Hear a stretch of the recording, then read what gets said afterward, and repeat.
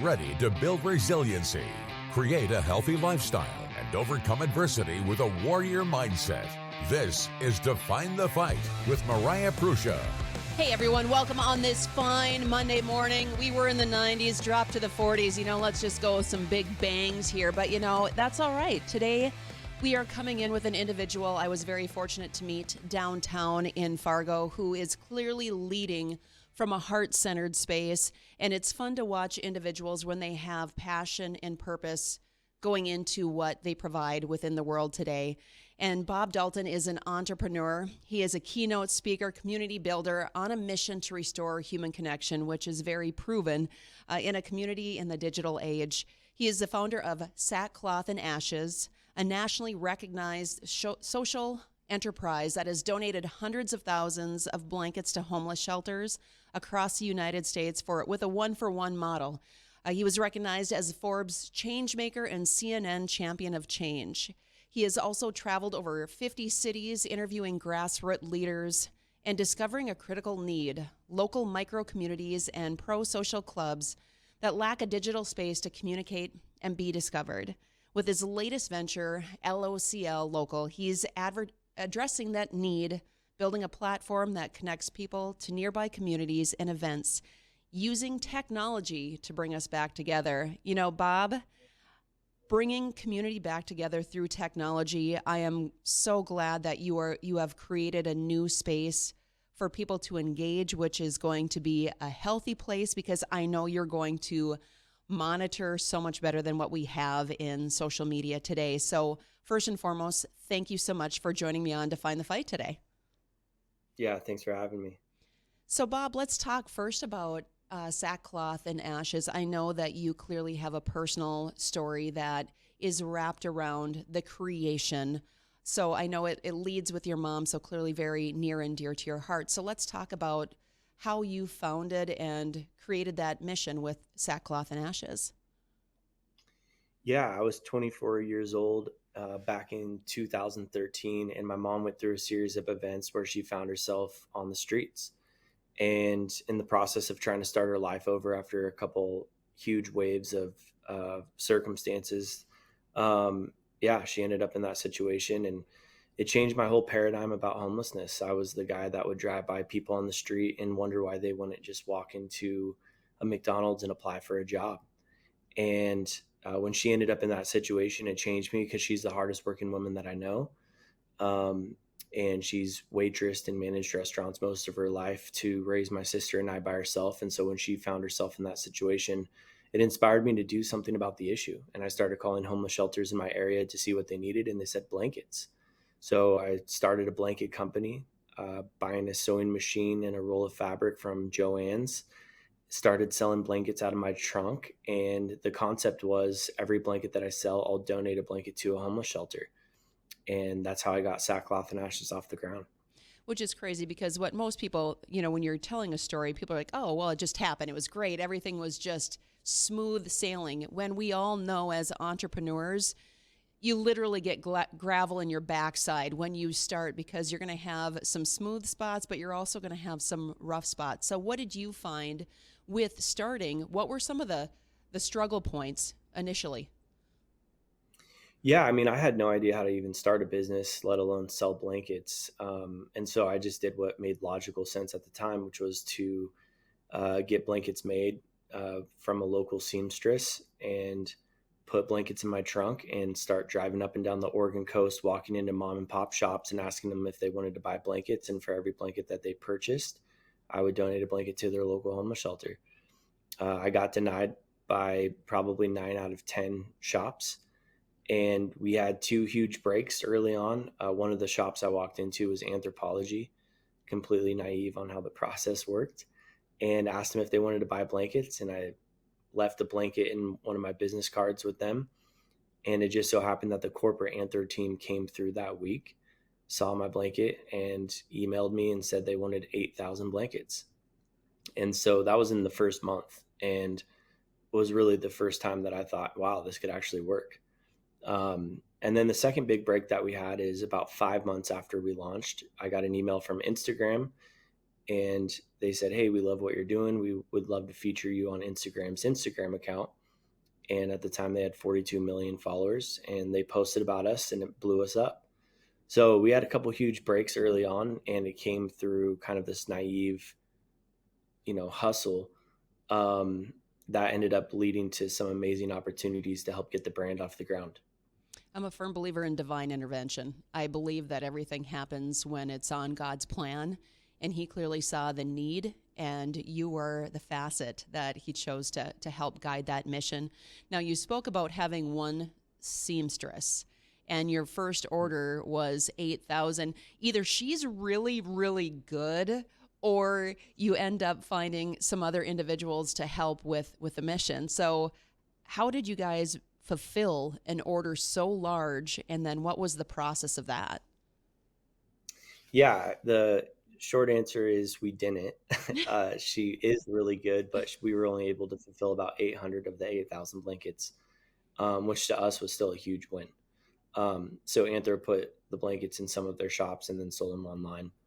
And but that was great just from a perception standpoint. We got into our first major retailer right out the gate, and that helped bring a lot of great attention to the brand and bring some credibility to the brand in the early stages. 100%. Now, how old was your mom? So you were 24. How old was your mom when you found out that she was living on the street?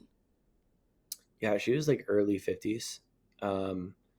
So yeah, she was only on the streets for about 2 weeks, and then she found a job at a Mexican food restaurant. Still battling addiction.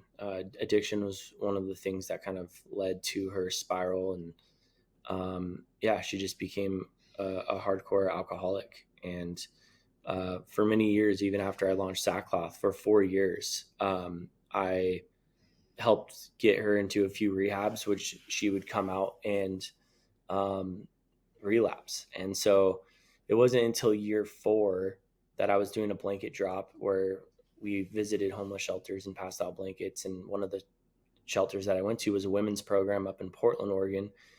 And they asked how my mom was doing. And I said, she's not doing great. She's an alcoholic and kind of at the end of her life. And they said, well, we have 38 out of 40 slots filled here in the program. Do you think you could get her into the program? And as with anybody that you're, in a relationship with, or a family member or friend that is dealing with addiction, your mindset is like, I'll do my best. And she ended up getting into the program, and she graduated that program. They ended up hiring her on staff. And so it is this kind of long journey of her ending up in that situation, making it through, and ending up having a story of recovery and redemption. And now she's doing amazing. How powerful.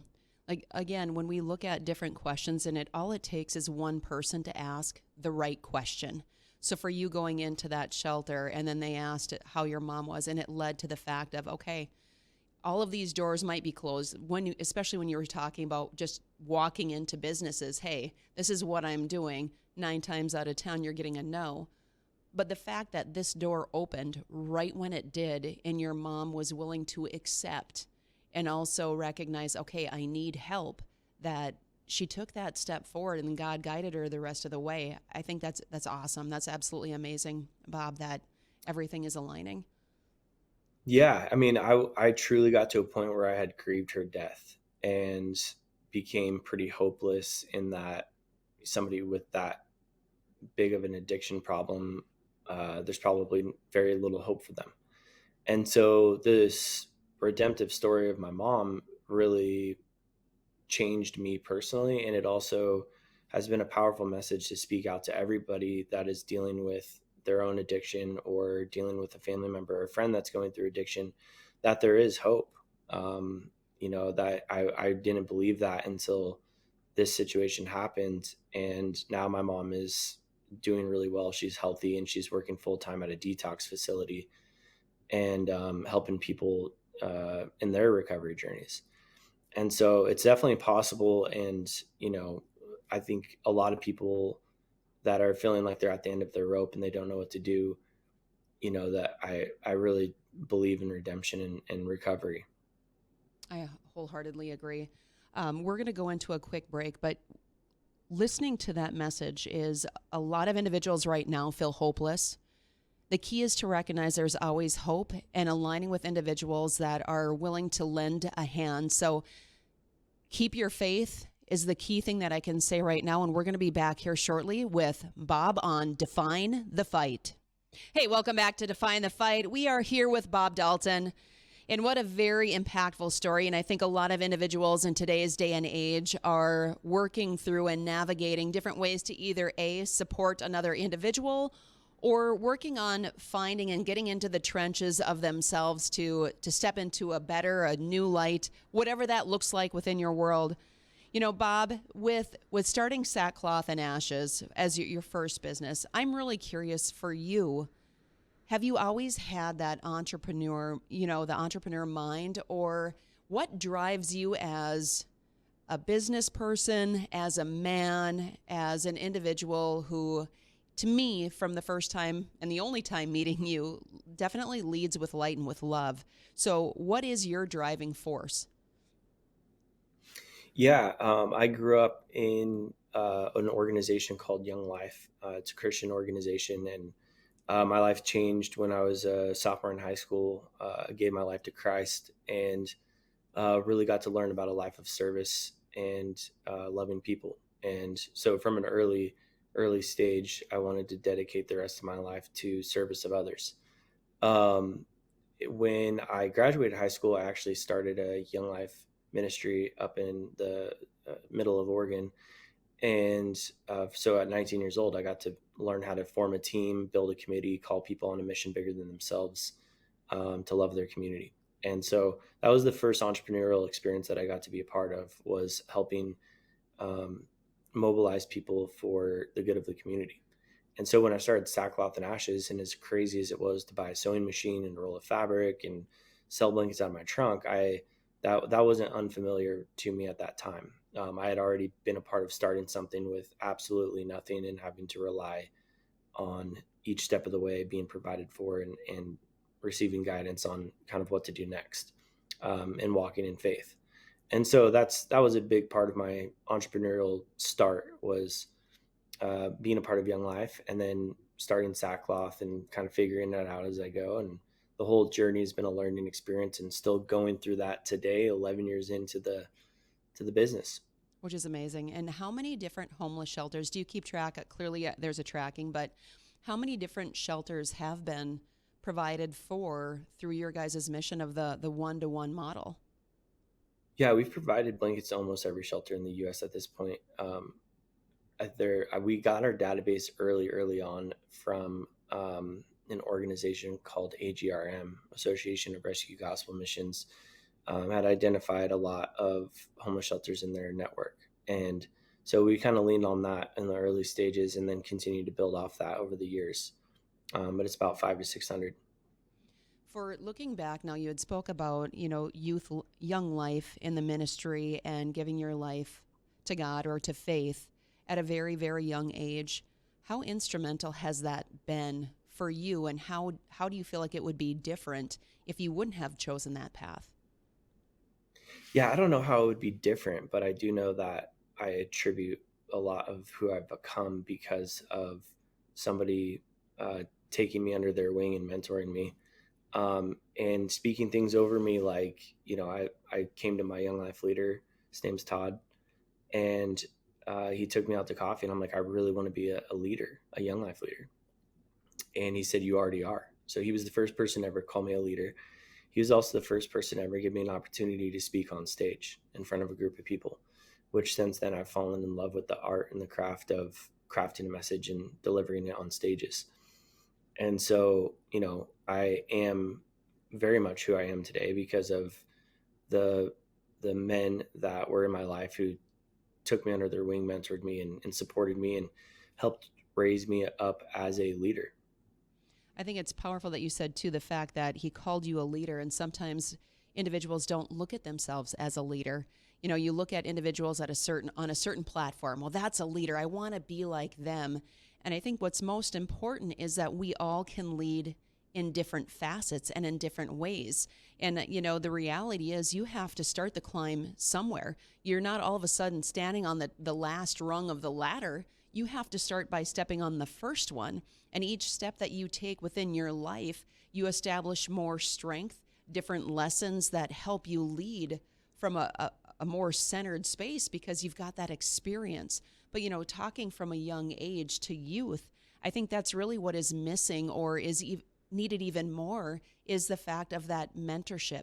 A lot of kids right now are lost when we start looking at digital addiction, different components where, the home might be a single family home. They might not have the safe environment to really pull from. And the reality is if you're born in chaos, you're more apt to feel comfortable or lean towards chaos. Whereas if you're in the calm, that's what you're going to naturally gravitate towards. So for you, when you look at different things now, creating with branding from a community and using a technology or a platform, what is your main goal? We're going to dive even deeper. We're going to go on a break, but what is your main goal with establishing LOCL for the new platform? Yeah, LOCL came out of a place where, I foresaw where things were heading with technology. We're experiencing one of the most profound times in human history with how fast tech innovation is happening right now. And there are a lot of legitimate concerns with it. But we're at a point now where we can't become anti-tech. And so we have to, utilize technology for the benefit of humanity. And so it's not enough to be anti-tech right now, but we do have to be pro-human. And that's what's driving every decision that I'm making in my next venture. I look forward to learning more when we come back because, again, listening to you and some of the comments that you made really resonated with me because right now we have to bring that human piece back into life, and that's really what it's all about. So we'll be back here shortly on Define the Fight. Hey, welcome back to Define the Fight. We are here with Bob Dalton, the founder of I'm struggling today. Sackcloth and Ashes and LOCL. We're going to be talking about the fact of technology. I feel like when we look at technology, there's a lot of pros and cons that come with it. And I believe any time that somebody starts something, it's usually built with good intention. But as it comes along and grows even more, then things can shift. So let's talk about LOCL, Bob, and your goal and mission and what you've created and what you want to bring to the world. Yeah. So I'll preface by saying I grew up in the era of social networking. I was in junior high and high school when MSN Messenger, MySpace, and Facebook came onto the scene. And social networking's promise to us was connection. We want to help you stay more connected to the people in your life. And it started off great. And then by about 2014, social networking started to die off and it evolved into social media. And in social media, the goal is not connectivity, it's content. And so social media over the last 10 years has evolved into entertainment at best, or mindless consumption of content at worst. And so it's created an entire generation of people that not only are mindlessly scrolling and absorbing an insane amount of content, but also have become addicted to it. And so for the last couple years, I've started to grow more and more concerned as I started to look into the future of what online communication was becoming and where it was heading. And I've had a huge passion and philosophy of if we're going to see real change, it has to be done on a local level. And when I started to study online communication on a local level, we don't really have much. We have Nextdoor, which pockets people in the neighborhoods, and there's a lot of complaining on the app. You have Meetup, which hasn't innovated in the last 5 years. You have dating apps, and you have messaging apps like GroupMe, WhatsApp, and iMessage. And that's about it. And most of my network being community builders, I was asking them, what are you using to streamline communication for your community? And they'd all answer pretty much the same. It's either email, WhatsApp, or text threads with 30 people in them. And I started to realize that there's not really an app or a social platform that is allowing communities to streamline communication for their community, but also be discoverable to everyone in their 50-mile radius in their city. And so I designed out Local a year ago, and that the concept of it is you can create or join any digital community within a 50-mile radius. And it's going to be great for churches, nonprofits, mom groups, runners clubs. There's millions of micro communities right now that don't have a digital home, and they do want to bring more exposure to the community that they're building. And it allows people that are isolated and don't know where to get plugged in locally. They're going to be able to browse hundreds and thousands of communities in their proximity, in their area. And so Local just launched a month ago on the App Store, and it's spelled LOCL, the community app. And my goal is to help streamline communication for real communities and help them become discoverable to everyone in their area. So isolated individuals and people that just want to get plugged into things can easily do that without all of the noise of social media and without all of the corporate advertising that's being crammed down our throats. Yeah, and I love how you broke down the fact that it started off with connection and now it's moved to content, because that's really what it is. It's like push, push, push.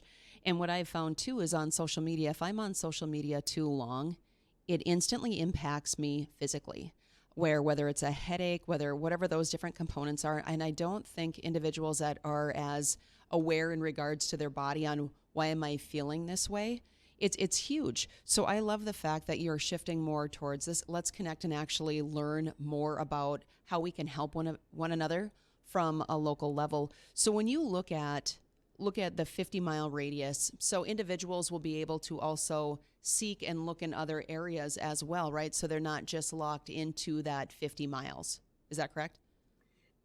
Yeah, when you land on Local, it says My Communities, which are the communities that you've joined, and then you can click on Discover, and it shows you all the communities that are popping up in your area. And then you can click on the search, and you can search for any person or community on the entire platform. If you search for a community outside of your city, you can request to join it, but you do have to be accepted into that community. And when you do, you're labeled as a guest so that everyone in that community knows this person's in our community, but they're outside of our 50-mile radius. So the platform really is designed for local connection. And from my knowledge, we're the first and only app to take digital communities, which are not nuanced. You have Facebook groups and Reddit, Discord, WhatsApp, but we're the first company that's taken digital communities and geofenced them so that most every community on the platform is an extension of a real community. So within those communities, and you look at the fact of monitoring, how is your guys' monitoring system going to be different? Is it going to be the AI approach? Is it going to be human monitored? How are you guys? Because, with any platform, as individuals build, there's always going to be, people who want to utilize it for negative means, right? Let's just put it that way. How is your guys' system monitored and controlled on the back end? Yeah, so when you create a community, you're automatically a community leader, and you can assign other community leaders or moderators to your community. And the best way to understand Local is that it's an extension of real society. And so if you are in a community in real life and you don't like what that community is talking about or their beliefs or their values, you have the freedom to leave that community and join thousands of other communities or start your own. Same with on Local. If you are causing problems in a community, that community leader or the moderators have the ability to ask you to leave, or they can block you or mute you from that community. Just like in real life, you can't just go into any community you want in real society, cause problems and be expected to stay welcome there. And so Local is a true reflection of real society. And we're not dealing with the issues of what most moderation is really needed for, which is like a doom scroll feed where things are popping up in your feed and you have no idea how it got there or why it's being promoted to you. We won't have to deal with that issue on Local. Which is great. So you won't have random ads that are popping up within the community. It's strictly what is posted by the monitor or whoever's monitoring the community or whoever they're approving in regards to posting, correct? Yeah, anybody in the community can post. But to be super clear, there's no corporate advertising on the entire platform, nor will there ever be. So we'll never have ads showing up in communities. and local will never take a single corporate advertising dollar. So with just launching this month or the last month, what have you seen so far with local, and what is your big vision, right? The big why behind, or like, how do you measure success? Maybe that's a better way to put it for you, Bob, is because everybody measures success differently, and you're going to have your short term, you're going to have your long term. What does that look like for you? Yeah, the number one way of defining success for us is human connection. Like right now, we are in the fight for the future of human connection and community. And we need communication platforms in the future that are allowing you to connect with real human beings. As of recent, when Elon sold X to XAI, you now have X, Facebook, Instagram, WhatsApp, YouTube, and LinkedIn are now all owned and operated by AI companies. And so they're not incentivized to help bring transparency of letting us know what's real and what's fake. And we're only about 6 months away from really not knowing who's real or what's real on the internet. Arguably, we're already there. And so that's concerning. And we need at least one communication platform that's not owned and operated by an AI company that exists for human connection. And so when you go on local, you know you're interacting with real people, that eventually we will go through a verification process so that everyone knows when they're interacting with somebody on local, they know they're interacting with a real human being. And I believe that most of all of online communication here in the next 2 to 3 years will gravitate into digital communities. It's because you're not going to know what's real or who's real on social media here soon. And people are going to want to be in pockets and communities of people that they trust and they know personally, where they can actually get information. You know, when you spoke about the fact of not having the AI behind it, I was like, yes. You know, I think there's pros to a lot of different things, but when it's to the point where you're starting to see different jobs shift, so on and so forth, and you start removing the human element, that should scare people. You know, when you look at the fact of it starting to develop emotional intelligence, I've seen so many different things where I'm like, okay, we've really created a monster, but we're the ones that are feeding it. And that's really the problem. But when I look at local, the thing that I really love is I'm all about self-reliance and moving out to the farm where it's like we know exactly what we're growing, what's in our food. But then also it's you can link arms with your neighbors. So let's just say if the world were to go south, not to sound like a Debbie Downer, you know exactly who has what from a bartering perspective too. So I think it's great to have different systems just like that. So you're like, hey, Sally, all right, you have grass-fed beef. Perfect. I've got chickens. You've got this. And then the homesteading really becomes something great. We see a lot of do-it-yourself. We see a lot of homesteaders that are out there now and people who are growing their own gardens, which I love. But this is also a great space for people to grow those type of networking on this community based for local. Yeah, that's a great comparison. Yeah, like local will start with digital communities, and eventually we're going to launch events on the platform here in the next 6 months. So you're going to be able to join or create any event within a 50-mile radius. And then as the platform scales from there, we're going to allow any individual or community to list products for sale under Shop Local, so you can shop any product in your city. And that's when we'll compete with Facebook Marketplace and Craigslist and other commerce platforms. But yeah, I mean, in the future, where local will evolve into is you're going to be able to find any community, find any event, book any service, and purchase any product in your city. And what we're doing is we're pioneering the local digital landscape. So those are the two things that I want to do before my career wraps. Is I want to pioneer the local digital landscape, and I want to create the best digital community experience on the internet. And, you know, the goal is to help connect, you know, humans to other humans on a local level. And I've been saying this for a long time since I really started the concept of designing out local. Is local will serve a really practical need over the next 2 years. There's millions of micro communities that are going to want to utilize this product for its features and its network. But in the next 3 to 5 years, I do think local will become a dire need. Where we are going to need at least one communication platform where we know we are interacting with human beings close by to us. I wholeheartedly agree. We're going to go into a quick break, but you know what? We talk about shopping local. Why don't you download Local today? So we'll be back here shortly on Define the Fight. Hey, welcome back to Define the Fight. Looking at individuals who literally are change makers. It's always an honor when you have people that are leading from faith and leading from the heart and creating change, which leads to transformation in the world, which is much needed within the world today. So, Bob, you shared in regards to how you founded and the mission with Sackcloth and Ashes, and then also speaking about Local and the whole goal of building a platform that connects people. Wow for missions. That's what I can say is it's amazing what you're doing, and I think it's critically needed right now in today's day and age. We look at the fact when it comes to the world that everybody is at each other with opinions and looking from a political standpoint, when in reality, we're in spiritual warfare right now. And the best thing that we can possibly do is build ourselves mentally, physically, spiritually, emotionally, and then also connect with like-minded people who really want to create change within the world. And you are one of those people. And, now I would love for you to share how individuals can connect with you, getting connected with Local. What are the best ways that they can find you to also become leaders in life? Yeah, I would say download the Local app if you're interested. You can find it on the Apple Store or Google Play.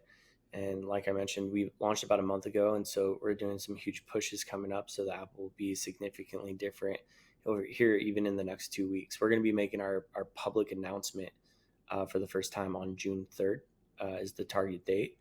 And up to this point, it's just kind of been in beta. So if you want to download the app, I greet every single person that downloads the app and comes onto the platform. And you can message me there. Perfect. And then in regards to, do you have people that help with volunteer work at all with Sackcloth and Ashes, or how can individuals learn more about your organization? Yeah. So the website's Sackcloth, SACKCLOTH.com. And you can reach out to our customer support if you're interested in hosting an impact event. We could provide blankets for you. If you want to drop blankets off at a homeless shelter, pull a group together. We're always encouraging people, and specifically corporations that have employees that want to do something in their local community. We're always happy to help out and support, get them linked up to a nonprofit in their area, and also provide blankets for them to go and pass out. Beautiful. Now, if you were to share one message, one quote, one mantra that you follow in life, what are those words that you'd like to share, Bob? Wow.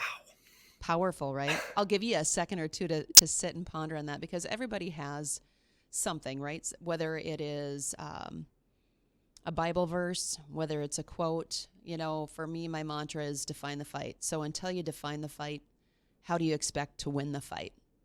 So it's diving in. So for you have a lot of different components that you navigate through, and clearly faith is one of your top and utmost that has led you, or a tip for individuals who maybe want to create a change. What would that look like for you? I feel like I always have hundreds, and then when I get asked the question, I always draw a blank. But You're all right. I mean, the one that's guided me throughout my whole journey has been to stay true. Beautiful. Like stay true to your vision, stay true to what you feel called to do while you're here in this small little window of time in history. Life is extremely short, and to be able to discover your purpose and live out your purpose is an extremely rare gift now. And my whole journey has just been a battle to actually stay true to myself and stay true to the mission that I feel like God has me on. Beautiful. Well, Bob, I want to thank you so much for being on Define the Fight today. And I look forward to supporting you in your mission as you're going to be supporting others in theirs. So again, make sure that, yes, you shop local, but then also download local so that you can stay connected with like-minded individuals and help create a positive change within the world today. Thank you again, Bob. Awesome. Thank you. All right. Hey, you guys, on this fine Monday morning and this week, you always have an opportunity to define your fight and win your fight. So get after it until we see you next week. Have a great day.